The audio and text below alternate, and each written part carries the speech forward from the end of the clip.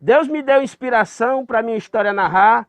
Muita gente já contou e eu também quero contar que o que houve em Mossoró foi resistência sem par. Licença vocês vão me dar para eu entrar no sertão, correr dentro da caatinga com a caneta na mão, nas veredas do cangaço, do bando de Lampião. E fazer a narração que todo mundo repete, de igreja, bala e fuzil, bornal, chuva e canivete, do dia 13 de junho do ano de 27. Eu ainda era pivete, já ouvia em meu ouvido, seu Chico que me contava de um sujeito atrevido, e às vezes dizia até que Lampião era bandido. Nasci na Vaz de Maria Rodrigues, no Beco do Pedregal, no bairro Pereiros, no ano de 1974, no dia 29 de maio. Hoje eu sou casado com Janelle Poliana, sou pai de Júlia Isabelle, de Emerson Eduardo, de outro casamento, e de Gislane Arielle. Eu comecei a literatura de cordel ainda menino. Eu escutava as cantorias de viola, que uma vizinha da gente promovia, a Dona Francisca, uma senhora do interior que veio morar vizinho a gente. Ela promovia algumas cantorias de viola. Eu tive o privilégio de assistir Sebastião da Silva, Moacir Laurentino, grandes poetas que cantavam vizinho à minha moradia. Nessa época, cantoria de viola era um programa de gente adulto, então as crianças não podiam assistir às cantorias de viola. Eu tinha o privilégio de ficar brechando as brechas da parede, que a gente morava numa casinha de taipa parecida com essa. Quando chegava o inverno, que o rio enchia, inundava as casas, a gente ficava desabrigado e o barro caía. E a gente, quando o rio secava, voltava para casa e geralmente rodeava a casa de papelão enquanto ia reformando a casa, de certa forma reformando, fazendo barro novamente, ajeitando, amarrando as embiras e até fechar a casa de taipa novamente. Nesse período, eu tive o privilégio de conhecer esses cantadores, grandes cantadores. Conheci Onésio Maia pessoalmente na época, Eliseu Ventania, cantor vizinho à minha casa. Minha família, mamãe, como eu disse, era lavadeira de roupa, na beira do rio Mossoró. E ali a gente tirava seu sustento. Ali na beira do rio a gente pescava, a gente plantava, a gente colhia batata, colhia o amendoim. Daí também vem a história do apelido de amendoim, que é outra história para a gente contar mais na frente.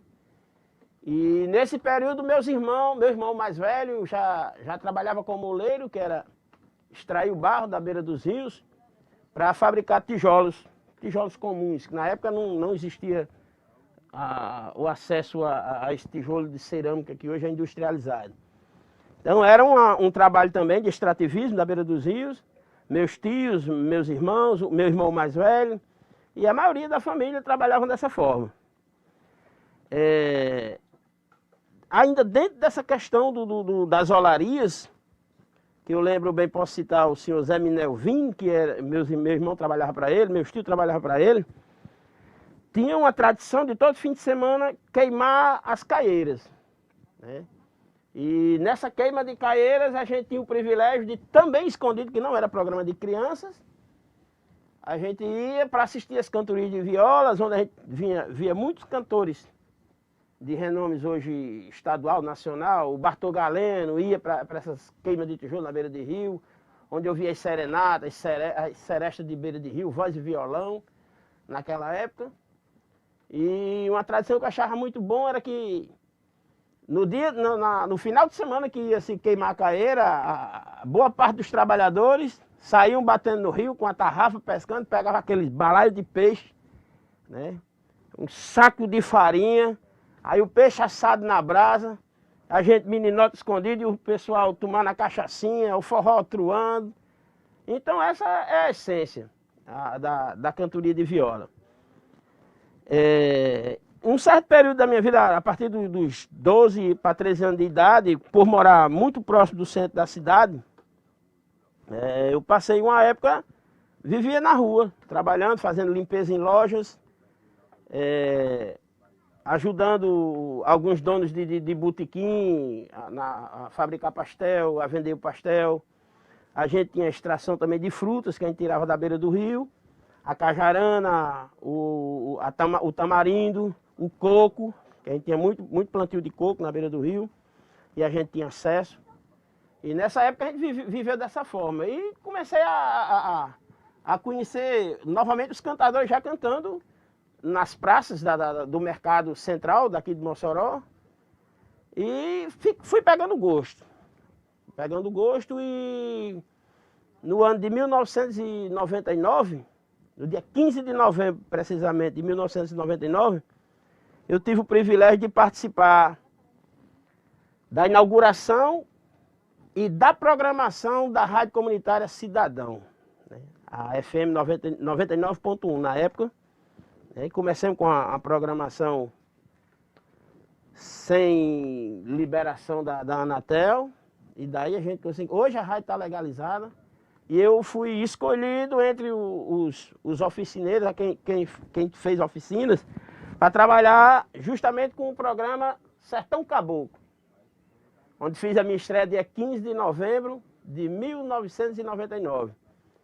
E tive o privilégio de pegar, por coincidência, a cantoria de viola novamente, o forrozão tradicional, com Luiz Gonzaga, Jacques do Pandeiro. Tive o privilégio de pesquisar esse povo todinho, João do Vale, Ermelinda.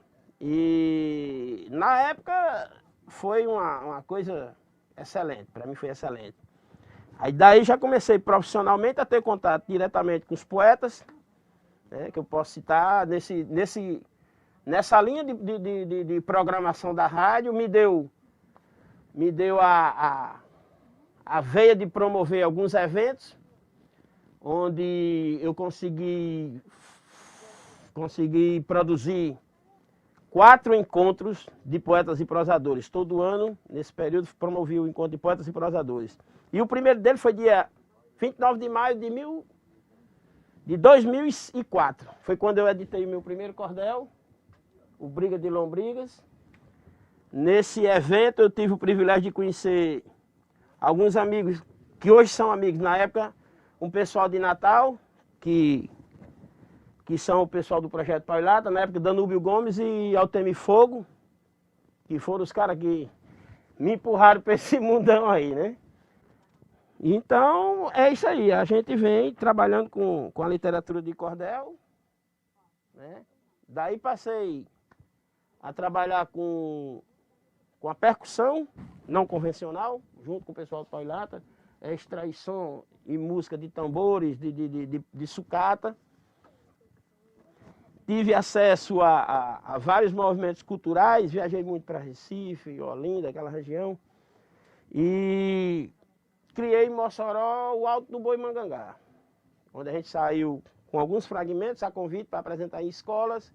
Apresentamos também o Festival de Quadrilhas, onde algumas quadrilhas me chamavam para fazer essa inserção e essa divulgação da cultura popular nordestina. Fizemos esse trabalho, o Alto do Boi Mangangá. Aqui tem uma figura nossa que é o Jaraguá Pintadinho, que também é do Alto do Boi Mangangá. Numa pesquisa bem acirrada que eu fiz acima de Jacques do Pandeiro e dos cocos de rodas nordestinos, também adentrei nas danças de coco de roda potiguar. E hoje sou reconhecido como mestre de cultura popular.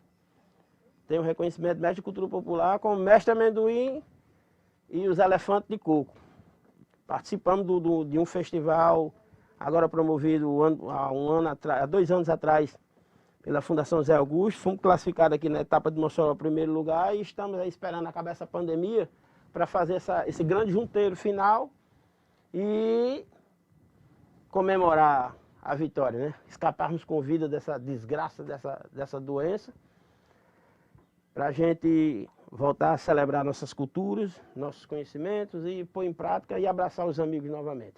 Na cantoria de viola, eu me apego muito ao galope à beira-mar. Esse estilo é um estilo cruel, que só canta quem tem conhecimento. Eu fiz um versinho em Galope à Beira-Mar, que em algumas oficinas que eu dava em escolas e em alguns eventos, eu fazia ele para dizer que o cordelista ele vive dessa arte, o violeiro ele vive dessa arte. Dig-ding-ding-dum, dig-ding-ding-dum, dig-ding-ding-dum. Mas o que é que me falta fazer mais? Se o que eu fiz até hoje ninguém faz. Mas o que é que me falta fazer mais? Se o que eu fiz até hoje ninguém faz. Viajei boa parte do Nordeste, na boleia de um velho caminhão. Fui em asfalto e estrada de chão, conheci o sertão e o agreste. Fui nas vilas onde o povo investe contra a vida de pobres animais, em lugares de um povo tão iguais. Eu lembrei-me das chagas de Jesus padecendo sob os braços da cruz. E o que é que me falta fazer mais?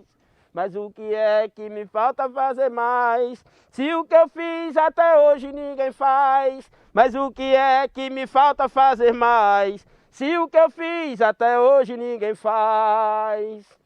Andei sítios, currais e plantações, num período onde a morte consumia, com a seca que aqui já destruía, sob o sol escaldante dos sertões, devorando em nossas regiões a ração para os pobres animais, transformando o riacho em carrascais e arrancando da terra a energia. Vi o povo que ali tanto sofria. E o que é que me falta fazer mais? Mas o que é que me falta fazer mais? Se o que eu fiz até hoje ninguém faz. Mas o que é que me falta fazer mais? Se o que eu fiz até hoje ninguém faz. Esse é um dos estilos da cantoria de viola, que o mote final já está dizendo: o que é que me falta fazer mais, se o que eu fiz até hoje ninguém faz. Essa é uma das métricas, dos estilos que dá para se trabalhar em literatura de cordel. Que na história da cantoria de viola e na história da literatura de cordel, nós temos de certa forma, uma rixa entre os cantadores de viola e os poetas de bancada, os cordelistas.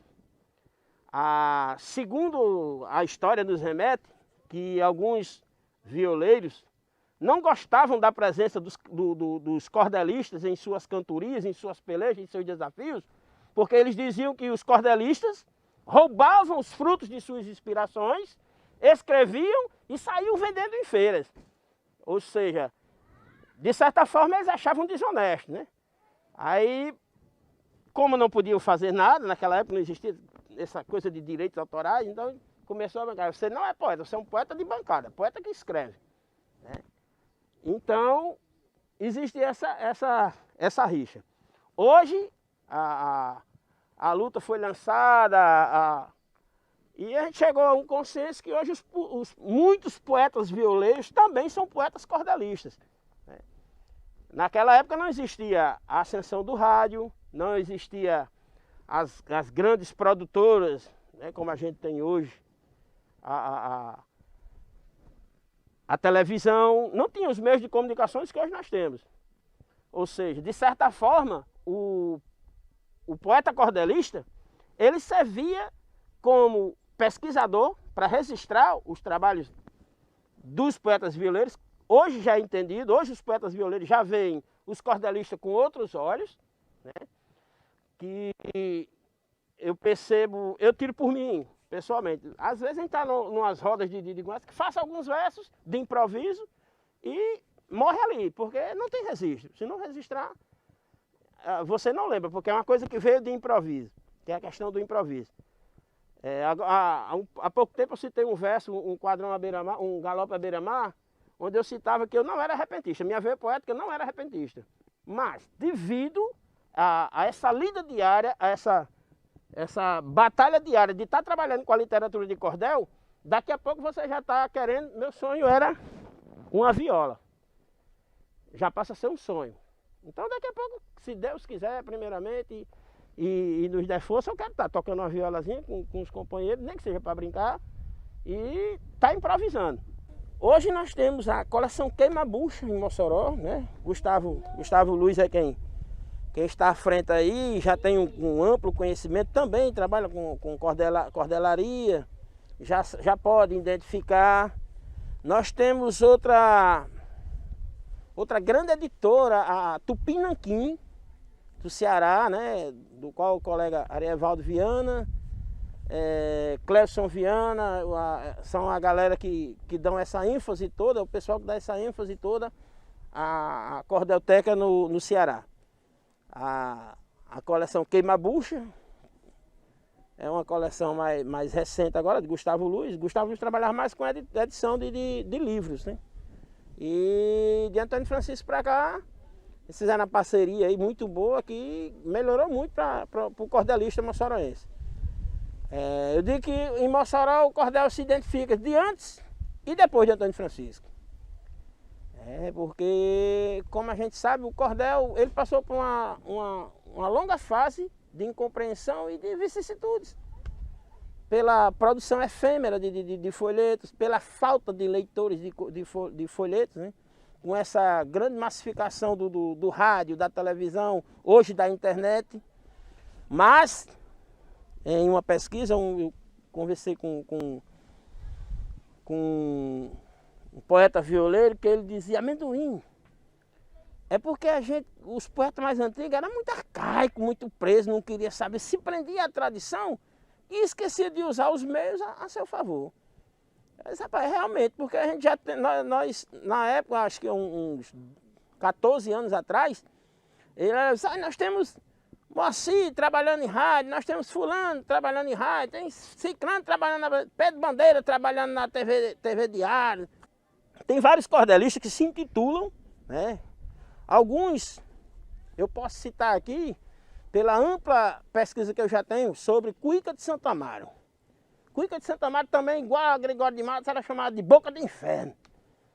E Cuíca ouviu a conversa, qualquer fofoca ali na região do mercado modelo da Bahia, e daqui a pouco já estava com um folhetinho vendendo. Ou o cara vinha e comprava toda a sua produção para ele não divulgar o mal feito do camarada, ou ele botava na rua. E o povo gostava dessa desgraça, né? Do desgraceiro humano.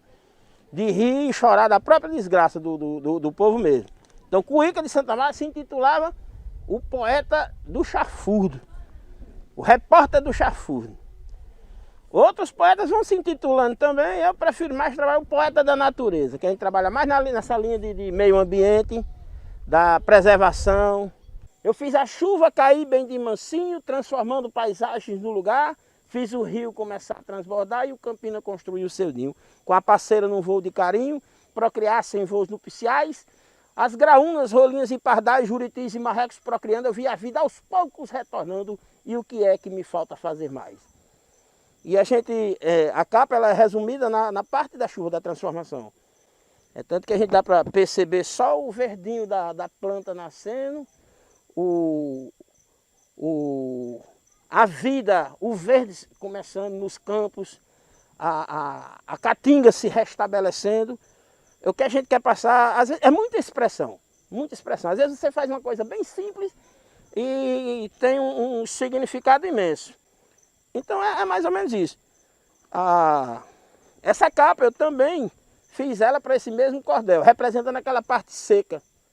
A estrela do céu do meu sertão, que ilumina com mais intensidade, só percebe a variedade quem conhece cada constelação. É o nosso astro-rei, o sol, a nossa carnaúba, verdinha, o mandacaru, que representa a força, a seca, a fome, e a garra do nordestino de se trabalhar, de transformar a terra e esperar a chuva chegar para transformar. Então são dois quadros que a gente vai trabalhando. Quando a gente mostra, eu mando para algumas pessoas, aí, que massa, mas quando a gente explica que é um lado, é o bom e o mal, ou é a dubiedade da realidade do cotidiano do sertanejo, né, ainda fica mais interessante. O artista, a gente dá mais ou menos uma ideia e o espectador é quem vai criar a sua perspectiva. Eu me empolgo muito que eu fico querendo. Aqui também o símbolo da Casa do Cordel, da coleção Casa do Cordel, a gente representa o dia e a noite. Se você vê em detalhezinho, você dá para ver as estrelas com um nevoeirozinho querendo cobrir, escurecendo a casinha de taipa. Quando menino eu morei lá naquela ruazinha e o solzão quente, botando para ferver no quente da gente. Prestando atenção também, trabalhado com giz de cera, 2 cores, 3 cores, 4 cores. A possibilidade que a literatura, a xilogravura nos dá de se trabalhar a arte, de sair do convencional, de sair do preto e branco e começar a botar cores. Que as nossas capas de cordel tem que ser viva, tem que transmitir alegria, tem que restabelecer sonhos de fazer coisas novas. Esses causos que acontecem lá para as bandas do sertão, vocês sabem que merece uma boa tradução. Pois história de Trancoso e de caba mentiroso que a gente daqui inventa, mesmo que você ignore, é cultura e é folclore nas cidades barulhentas.